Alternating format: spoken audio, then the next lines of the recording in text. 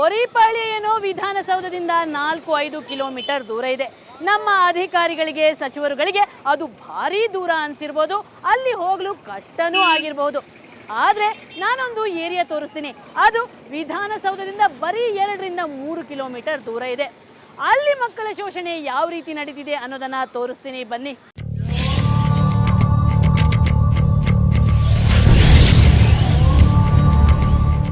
ಇದುವೇ ಬೆಂಗಳೂರಿನ ಕೆಜಿ ಹಳ್ಳಿ. ಇದು ಕೂಡ ಅತ್ಯಂತ ಸೂಕ್ಷ್ಮ ಪ್ರದೇಶ.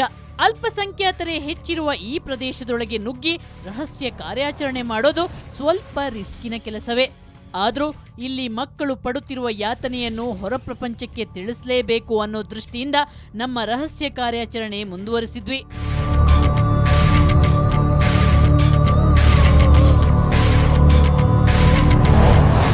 ಇಲ್ಲೂ ಕೂಡ ನಮಗೆ ಹೆಜ್ಜೆ ಹೆಜ್ಜೆಗೆ ಬಾಲಕಾರ್ಮಿಕರು ಸಿಗ್ತಾರೆ.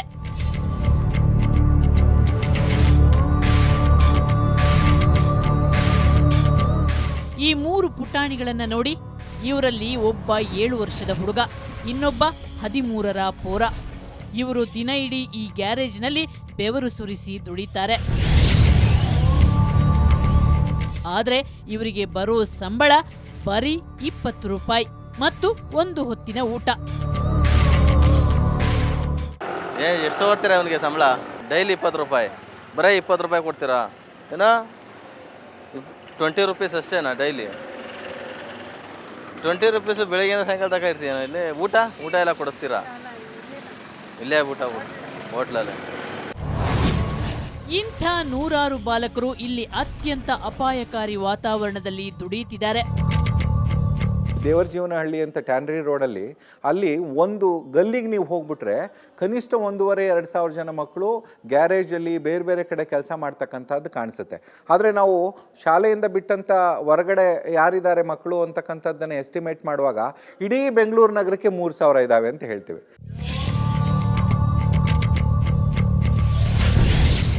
ಹೋಟೆಲ್ಗಳಲ್ಲೂ ರಾಜಾರೋಷವಾಗಿ ಯಾವುದೇ ಭಯ ಇಲ್ಲದೆ, ನಾಚಿಕೆ ಇಲ್ಲದೆ ಹುಡುಗರನ್ನ ಶೋಷಿಸುತ್ತಿದ್ದಾರೆ.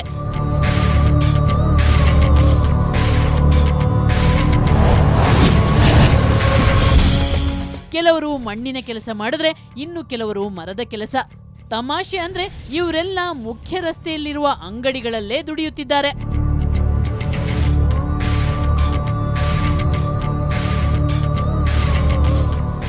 ಗ್ಯಾರೇಜ್ಗಳಲ್ಲಂತೂ ಮಕ್ಕಳದ್ದೇ ಮುಂದಾಳತ್ವ. ಕಡಿಮೆ ಸಂಬಳ, ಕಠಿಣ ದುಡಿಮೆ. ಇದರಿಂದ ಲಾಭ ಮಾತ್ರ ಮಾಲೀಕನಿಗೆ. ನೀವು ಆ ಫ್ಯಾಮಿಲಿನಲ್ಲಿ ವಯಸ್ಕನಿಗೆ ಕೆಲಸ ಕೊಡಲಿಲ್ಲ, ಬಾಲಕನ ಕೆಲಸ ಕೊಟ್ಟಿದ್ದೀರಿ. ಯಾಕೆ? ಬಾಲಕ ನೀವು ನಡೆಸ್ತಕ್ಕಂಥ ಎಲ್ಲ ದೌರ್ಜನ್ಯಗಳನ್ನ ಸಹಿಸ್ಕೋತಾನೆ, ಹೆಚ್ಚು ಸಂಬಳ ಕೇಳಲ್ಲ, 10 ಅವರ್ ದುಡಿಸ್ಬೋದು, 18 ಅವರ್ ದುಡಿಸ್ಬೋದು, ಇಲ್ಲೇ ಮಲ್ಕೋ ಅಂತ ಹೇಳಿದ್ರೆ ಮಲ್ಕೋತಾನೆ, ಊಟ ನೀವೇನು ಹಾಕ್ತಿರೋ ಅದು. ಈ ಎಲ್ಲ ಅಂಶಗಳೇನಾಗ್ಬಿಟ್ಟಿದ್ದಾವೆ ಮಾಲೀಕರಿಗೆ ಒಂದು ರೀತಿ ವರದಾನ. ಇದು ಬಡತನ ನಿವಾರಣೆಯಾಗುತ್ತಾ? ಬಾಲಕಾರ್ಮಿಕರು ಬಡತನದಿಂದ ಹುಟ್ಟುತ್ತಾರೆ ನಿಜ. ಆದ್ರೆ 10-20 ರೂಪಾಯಿ ದುಡಿಯೋ ಮಕ್ಕಳಿಂದ ಬಡತನ ನಿವಾರಣೆಯಾಗುತ್ತಾ? ಈ ಬಗ್ಗೆ ತಜ್ಞರೇನಂತಾರೆ? ನಾನು ಗಮನಿಸಿರೋದು, ಯಾವುದೇ ಒಂದು ಸಂಸಾರ ಮಕ್ಕಳ ದುಡಿಮೆಯಿಂದ ಉದ್ಧಾರ ಆಗಿಲ್ಲ, ಆಯಿತಾ? ಆಮೇಲೆ ಬಾಲಕಾರ್ಮಿಕ ಪದ್ಧತಿಯಿಂದ ಬಡತನ ಜಾಸ್ತಿ ಆಗುತ್ತೆ ಹೊರತು ಯಾವುದೇ ರೀತಿಯಾಗಲಿ ಉದ್ಧಾರ ಆಗುವಂಥ ಕೆಲಸಗಳಾಗಲ್ಲ. 2012ಕ್ಕೆ ನಮ್ಮದು ಬಾಲಕಾರ್ಮಿಕ ಮುಕ್ತ ರಾಜ್ಯವಾಗಬೇಕಿತ್ತು. ಇದಕ್ಕೆ ಕ್ರಿಯಾ ಯೋಜನೆಗಳೂ ಸಿದ್ಧವಾಗಿದ್ದವು. ಕೇಂದ್ರ ಸರ್ಕಾರದಿಂದಲೂ ಸಾಕಷ್ಟು ಹಣನೂ ಬಿಡುಗಡೆಯಾಗಿದೆ. ಹಾಗಾದ್ರೆ ಎಲ್ಲಿಗೆ ಹೋಯಿತು ಆ ಹಣ? ಸರ್ಕಾರದಿಂದ ಹಣ ಬಿಡುಗಡೆ ಆಗುತ್ತೆ, ಈ ಮಕ್ಕಳನ್ನು ಪುನರ್ವಸತಿ ಮಾಡಬೇಕು ಅಂತ. ಅದು ದೊಡ್ಡ ಚಾಲೆಂಜ್. ಯಾಕೆ? ಆದರೆ ಹರಿದು ಬರ್ತಿರೋ ಹಣ ನೇರವಾಗಿ ಮಕ್ಕಳನ್ನು ತಲುಪ್ತಾ ಇದೆಯಾ? ಬಾಲಕಾರ್ಮಿಕ ಶಾಲೆಗಳಿದೆ, ಆಮೇಲೆ ಬಾಲಕಾರ್ಮಿಕರಿಗೆ ಕೌನ್ಸಿಲಿಂಗ್ ಮಾಡೋಕ್ಕೆ ಜನಗಳಿದ್ದಾರೆ. ಆದರೆ ಅವರೆಲ್ಲ ಎಷ್ಟು ಮಕ್ಕಳ ಹಕ್ಕುಗಳ ವಿಚಾರಗಳನ್ನ ತಿಳ್ಕೊಳ್ತಾ ಇದ್ದಾರೆ, ಆಮೇಲೆ ಎಷ್ಟು ಮಕ್ಕಳ ಪುನರ್ವಸತಿಗೆ ಪ್ರಯತ್ನ ಪಡ್ತಿದ್ದಾರೆ, ಅವ್ರನ್ನ ಸಮಾಜದ ಮುಖ್ಯವಾಹಿನಿಗೆ ತರೋದಕ್ಕೆ ಹೇಗೆ ಪ್ರಯತ್ನ ಪಡ್ತಿದ್ದಾರೆ ಅನ್ನೋದು ಒಂದು ದೊಡ್ಡ ಕ್ವಶನ್ ಮಾರ್ಕ್ ಆಗಿ ಉಳ್ಕೊಳ್ಳುತ್ತೆ. ಬಾಲಕಾರ್ಮಿಕ ಪದ್ಧತಿ ಎಲ್ಲರ ಕಣ್ಮುಂದೆ ನಡೆಯುತ್ತಿದ್ರೂ ಅದನ್ನ ಜನ ಯಾಕೆ ವಿರೋಧಿಸುತ್ತಿಲ್ಲ? ನಮ್ಮ ಸಮಾಜದಲ್ಲೂ ಕೂಡ ಈ ಉದಾಹರಣೆಗೆ ಒಬ್ಬ ಹುಡುಗ ಒಂದು ಹೋಟ್ಲಲ್ಲಿ ಒಂದು ಟೀ ತಂದು ಕೊಡ್ತಾನೆ. ಆ ಟೀ ತೊಗೊಂಡು ನಾವು ಯಾಕೋ ಶೂಲ್ಗೆ ಹೋಗಿಲ್ವೇನೋ ಅಂತ ಕೇಳೋ ಪರಿಜ್ಞಾನ ನಾವು ಬೆಳೆಸ್ಕೊಂಡಿಲ್ಲ. ಅವನೇನೋ ಅದು ಮಾಮೂಲಾಗ್ಬಿಟ್ಟಿದೆ ನಮಗೆ. ಯಾರೋ ಒಬ್ಬರು ಆ ಹುಡುಗಂಗೆ ಏನೋ ಬಡತನ ಇರಬೇಕು ಅದಕ್ಕೆ ಸಹಾಯ ಮಾಡ್ತಿದ್ದಾರೆ ಅಂತ ಅಂದ್ಕೊಳ್ತೀವಿ. ಆದರೆ ಶಾಲೆಗೆ ಹೋಗದೇ ಇರೋದು ಮಕ್ಕಳ ಆತ್ಮಹತ್ಯೆ, ಅಥವಾ ಮಕ್ಕಳನ್ನ ಶಾಲೆಗೆ ಹೋಗದೇ ಇರೋಂಗೆ ತಡೀತಾ ಇರೋದು ಮಕ್ಕಳ ಕೊಲೆ. ನಮ್ಮ ರಾಜ್ಯದಲ್ಲಿ ಲಕ್ಷಾಂತರ ಮಕ್ಕಳ ಬದುಕುವ ಹಕ್ಕು ಹಾಗೂ ಶಿಕ್ಷಣದ ಹಕ್ಕನ್ನೇ ಕಿತ್ತುಕೊಳ್ಳಲಾಗುತ್ತಿದೆ. ಇದು ನಮ್ಮ ಸಂವಿಧಾನಕ್ಕೆ ಮಾಡುತ್ತಿರುವ ದೊಡ್ಡ ಅವಮಾನ.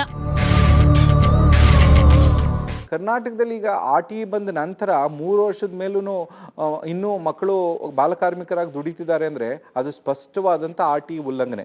ಯಾರಾದರೂ ಅದನ್ನು ನ್ಯಾಯಾಲಯದಲ್ಲಿ ಸಾರ್ವಜನಿಕ ಹಿತಾಸಕ್ತಿ ಮೂಲಕ ಪ್ರಶ್ನೆ ಮಾಡಿದ್ರೆ ಖಂಡಿತ ಅದು ಕಾನೂನು ಬಾಹಿರವಾದಂಥ ಕ್ರಮ. ಯಾಕೆಂದರೆ ಫಂಡಮೆಂಟಲ್ ರೈಟನ್ನು ಉಲ್ಲಂಘಿಸೋಕ್ಕಾಗಲ್ಲ. ನಮ್ಮಲ್ಲಿ ಕಾನೂನುಗಳಿವೆ, ಆದರೆ ಅದರ ಪರಿಣಾಮಕಾರಿ ಜಾರಿಯಲ್ಲಿ ನಾವು ಎಡವುತ್ತಿದ್ದೇವೆ. ಇದಕ್ಕೆ ಸರ್ಕಾರವೇ ನೇರ ಹೊಣೆ. ಓದಿ ಕಲಿತು ನಲಿಯಬೇಕಾದ ಈ ಮಕ್ಕಳು ಈ ರೀತಿ ಬಂಧನಕ್ಕೊಳಗಾಗಿವೆ. ಇವುಗಳನ್ನು ಬಂಧಮುಕ್ತಗೊಳಿಸಲೇಬೇಕು ಅಂತ ನಮ್ಮ ತಂಡ ನಿರ್ಧರಿಸಿತು. ಅದಕ್ಕೊಂದು ಉಪಾಯ ಹೂಡಿತು. ಆ ಉಪಾಯ ಏನು ತಿಳಿಸ್ತೀನಿ ಚಿಕ್ಕ ಬ್ರೇಕ್ನ ನಂತರ.